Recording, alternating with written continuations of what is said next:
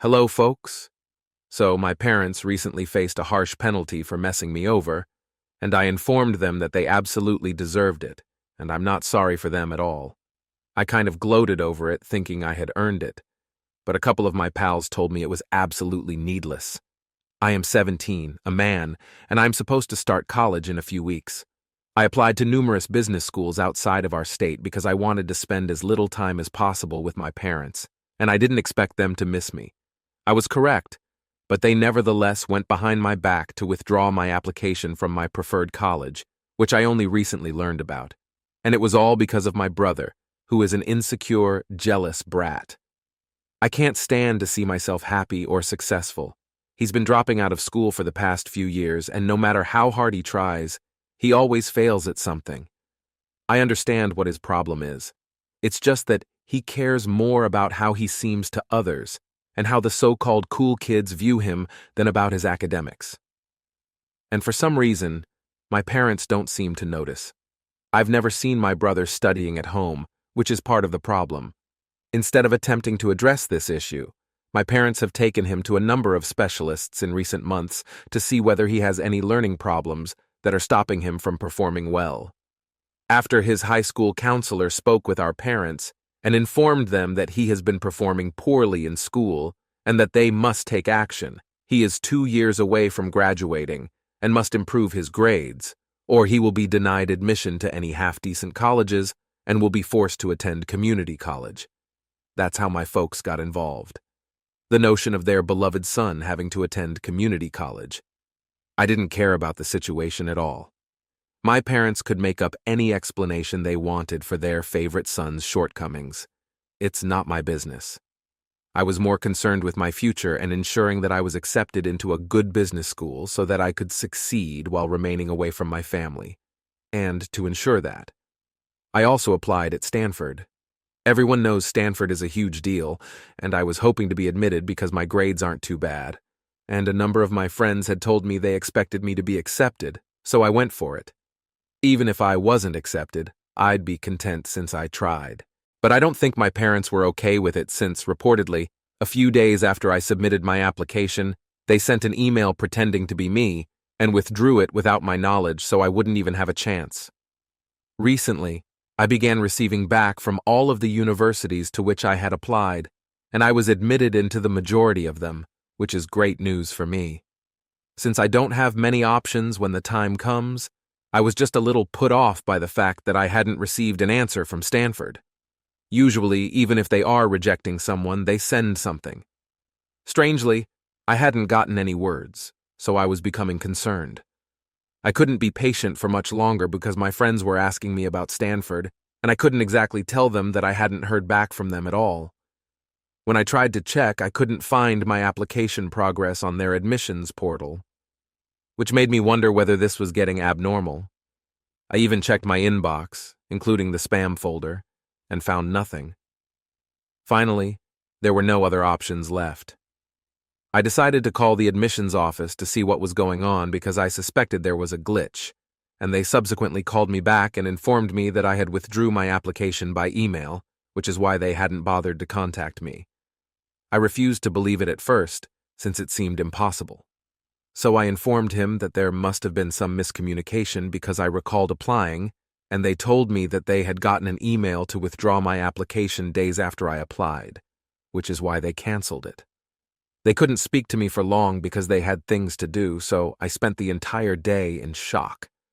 I continued looking for something to explain what had happened, but there was nothing.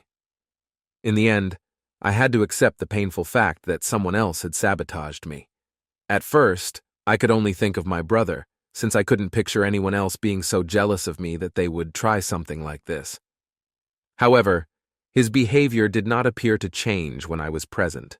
He was still cocky, arrogant, and unpleasant, but I knew if he had done something like this, he would have tried to flaunt it in my face, which he wasn't doing. So I had serious suspicions about whether he was the real culprit. But a few days after I discovered what had happened, I decided to face him, because I was going insane from not knowing the truth.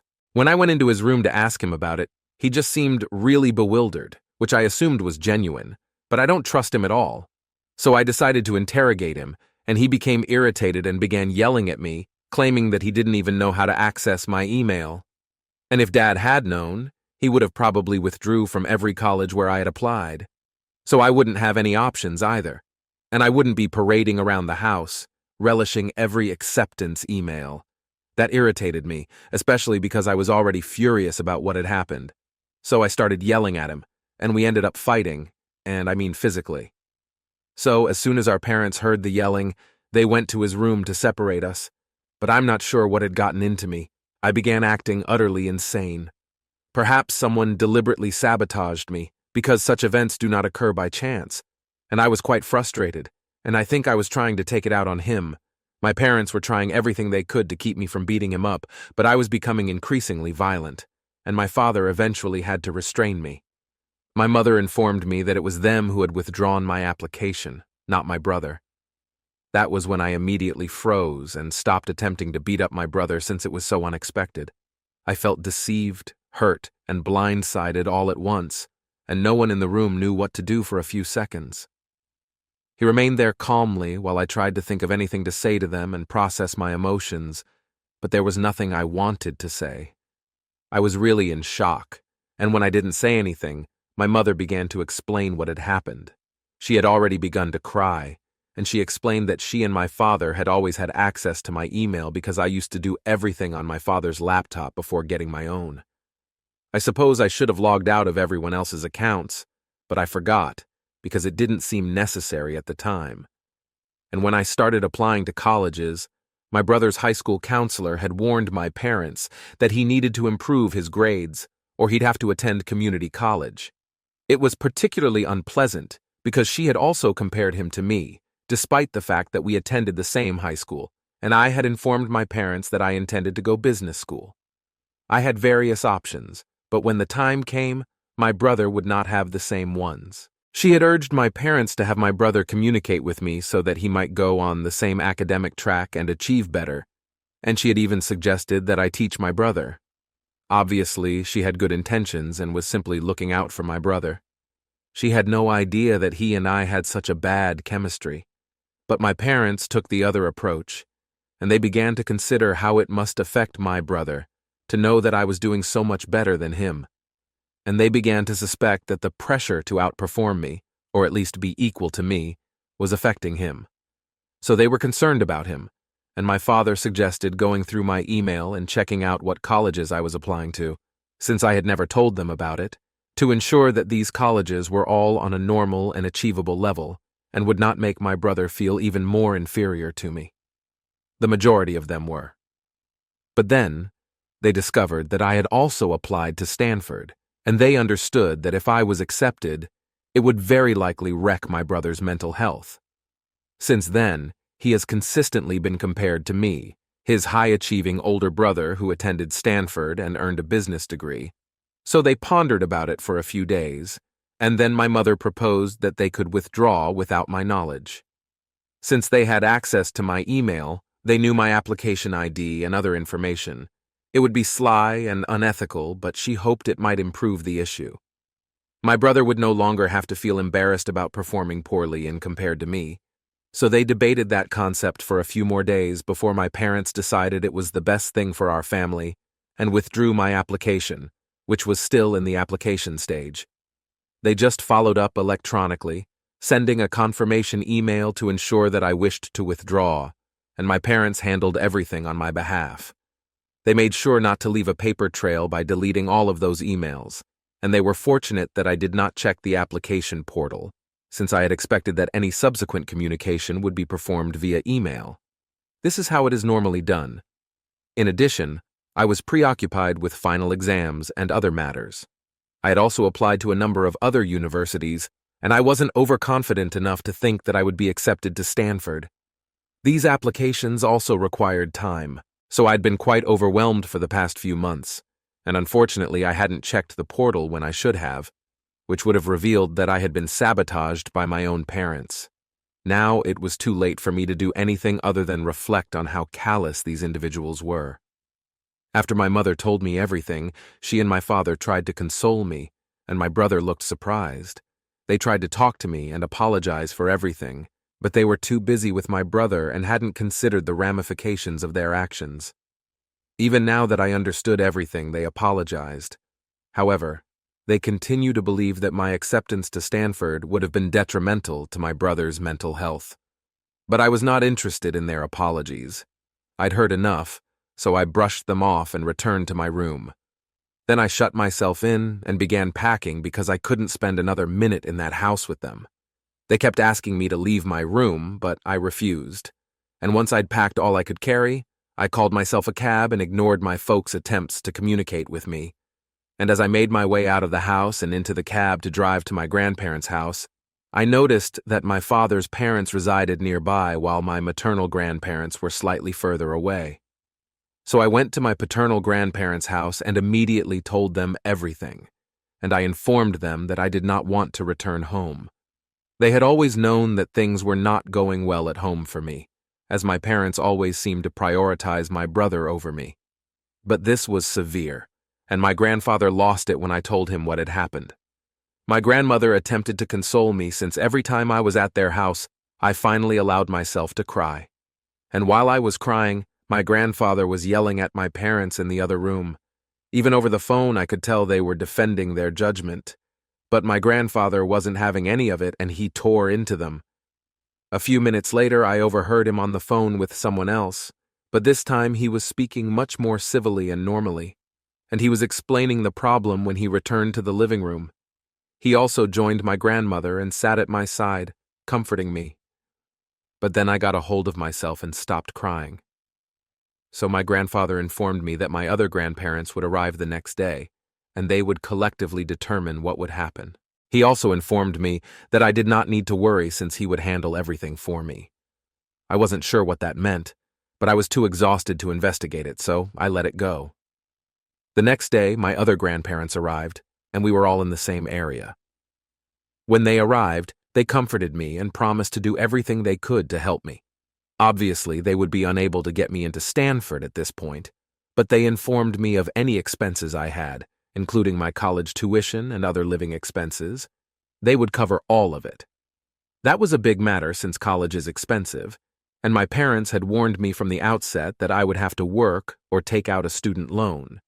And I had determined that I would take out a loan with the support of my parents and possibly work in my spare time to pay it off gradually. My parents had made it very plain to both me and my brother that they would not pay for our college education, and I suppose it was the only fair thing they had ever done, because no matter how much they loved my brother, they would not pay for him either. But, based on his grades, I don't think parents should be concerned because he may not even attend college. Anyway, my grandparents promised to fund everything, which thrilled me. But there was more to come.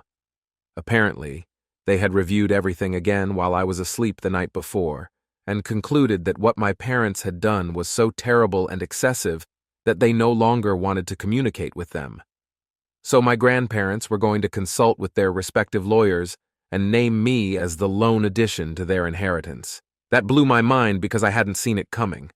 I didn't know what to say or how to thank them, but I tried anyway, and they said I didn't have to because after everything I'd been through in my life, they should be apologizing to me for not being able to raise better children who would be good parents to me, even though I was in a better mood.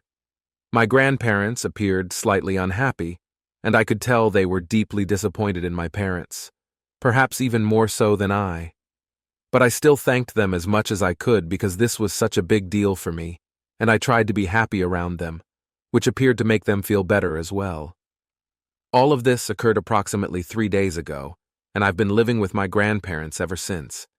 My parents tried to stop me before I left, but they did not try to reach me after I departed. My other grandparents are also here, and we've been living together for a while, but my mother's parents will be leaving by the end of this week. They were merely here to make sure I was okay, and now that they know I'm fine, they're heading back home. My parents' family contacted me last evening, but they did not apologize. It was to stop accusing me for being a snitch, since apparently a couple of hours before they contacted me, my grandparents had all reached out to them and informed them how upset they were with my parents' behavior, and that they no longer wanted anything to do with them. They had also informed my parents that they intended to remove them from their respective wills, and had already consulted with their lawyer to begin the process. Pretty soon, I was going to inherit a debt, because I earned it far more than they did. My parents had been acting sorry about what they had done until a few days ago when I discovered the truth, but the true colors began to appear last evening. They became angry and cruel, telling me that I needed to deal with my grandparents and make amends for what I had done, because they would not let me walk away with the entire estate. And that's when I began gloating. I informed them that they completely deserved it and had brought it on themselves. So I was relieved that my grandparents had made the decision to cut them out of not only their lives, but also their inheritance. I informed them that my grandparents would also be paying for my college education and that they could continue to baby my brother, but he was unlikely to end up in any good places, so their retirement funds would remain untouched because they would not have to worry about him going away to college. I then told them that they didn't have to be upset, because if they needed help in their old age, I would gladly put them in touch with charities that help the poor, because I was confident that all of their own money would go towards supporting my brother for the rest of his life, and they don't have an inheritance to rely on anymore. So they'd best start saving now, or wait for me to connect them with charitable groups. I believe that was the final straw for them, because they began yelling at me incoherently, and I couldn't understand what they were saying because they were largely cursing at me. So I hung up and blocked them, which was really fulfilling for me.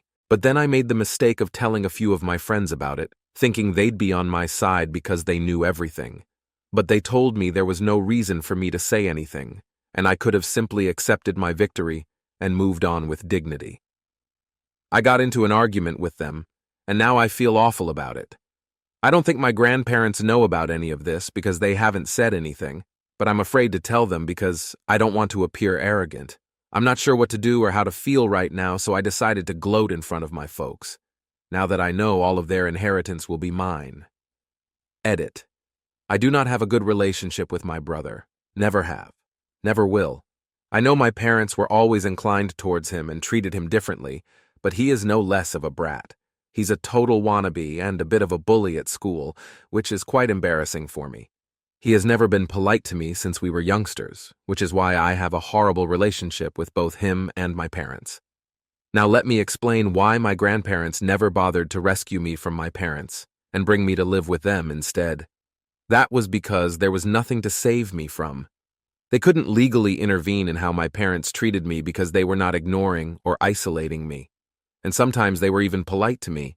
But we had a really complicated and contentious relationship. In circumstances like mine, kids have to accept the situation because there isn't much else they can do. So to everyone who has been saying that my grandparents should have fought for my custody when I was younger and raised me themselves, I don't think that would have been possible because no court would have allowed it. And I don't think my parents would have wanted to give up my custody either because it would have been a bad look for them. So if they didn't want to give it up, there was nothing my grandparents could have done. I did not consider moving out until lately, when circumstances became too horrible to continue living with my parents, because I had already accepted my fate and was waiting for college to begin so that I could leave. I hope this explains why I've been so against my brother for so long, and why I didn't move out until recently, as most people have asked. Update 1. Hi. So after much consideration and reading the comments, I've decided that I don't owe my friends an explanation. Most of them come from really good families, but they have been well treated, so they have no concept what I've gone through in my life. If I want to brag about something, I'll do it. I've earned this for myself by putting up with my parents for my entire life, and I don't care what they say. Besides, they're ignoring that I didn't even phone my parents. They were the ones that had done it. I just reacted in the same tone that they were speaking to me. It is not wrong, and I refuse to apologize for any of it. I even spoke with my grandparents about it today, and they told me that I should have ignored the phone call and blocked them, but they didn't seem to worry that I had been so disrespectful to my parents. After all, they earned it via their behavior. It's been 3 days since the phone call, and I haven't received any additional messages from them, so I'm hoping they don't contact me again. My maternal grandparents left to return home today, and I was sad to see them go because I don't see them very often, but they assured me that they would be back soon. and that all 4 of them would accompany me to send me off to college when I finally stopped. So it is fantastic, and I can't wait. Update 2. Hi. So my last report was 2 days ago, and I guess I spoke too quickly about my parents leaving me alone. They showed up at my house today, most likely because they were unwilling to give up their inheritance so easy. But they are so foolish that they don't comprehend they can't storm in and demand such things, especially given what they've done. They should have apologized and expressed regret for their actions, even if they did not truly mean it. But unfortunately, they had a bad attitude and began fighting with my grandparents as soon as they arrived at the door, when they noticed me in the rear, telling my grandparents to simply shut the door and let this go. My mother addressed me personally, calling me a Cusworth, and then informed me that I was a selfish brat for snitching on them, particularly over something like this. She went on to add that I wasn't even good enough to qualify for Stanford, so I should stop acting like a victim. I erupted when she said that since it was still a raw point for me. I didn't want to contact with them, but I ended up screaming at her and telling her that I might have gotten in if she and my father had given me that opportunity. But because of their anxieties, I didn't even get that opportunity. When my grandparents noticed that I was becoming agitated, they slammed the door and warned my parents to leave or they would call the police. But my parents stood outside the door, yelling about how unfair everything was. And my father, in particular, kept attempting to speak with his parents and even tried to throw me under the bus, claiming that they knew for certain that if I ever got to Stanford, I would never stop talking about it. And that would have had a bad impact on my brother's mental health. So they were merely trying to watch out for their family and keep things in balance, as if it was a valid explanation for doing what they did. After a while, my grandfather became enraged and turned on the sprinklers, and my parents eventually left. My grandfather has informed me that if my parents try to show up again, he will just contact the cops and leave them to deal with the situation. So I don't have to worry about it anymore, and I feel better since I've gotten it out of my system, even though I could have avoided interacting with them. But it's finished now. That's okay. Update 3. Hello, everyone. So it's been a few months since I last spoke with my parents, and my grandfather told me that they had tried to show up again to quarrel with my grandparents. But that time, he phoned the cops and had them removed. I wasn't home at the time. I was out with several pals, but not the ones who had chastised me. I'm not in touch with them anymore, and that's fine with me. I found that cutting out the individuals you don't want to be in touch with, as well as those who don't care about you or your well-being, makes life much easier. I'm only in contact with a few pals at the moment, and of course, my grandparents. Most of my extended family has stopped speaking to my parents since they know we had a falling out. And even though most people have no idea what happened, they know they don't want to be on the same side as my parents. I started college 3 weeks ago, and it's been wonderful. I've made many new acquaintances, and the classes are engaging. I know it will be a lot of work, but I am willing to put in the effort to improve my future, especially so that I can one day help my grandparents, because the way they've looked out for me is admirable. Right now, things are going well, and even though I'm not at Stanford, I'm still attending a fantastic college. And it works because I know I'll make the most of my circumstances.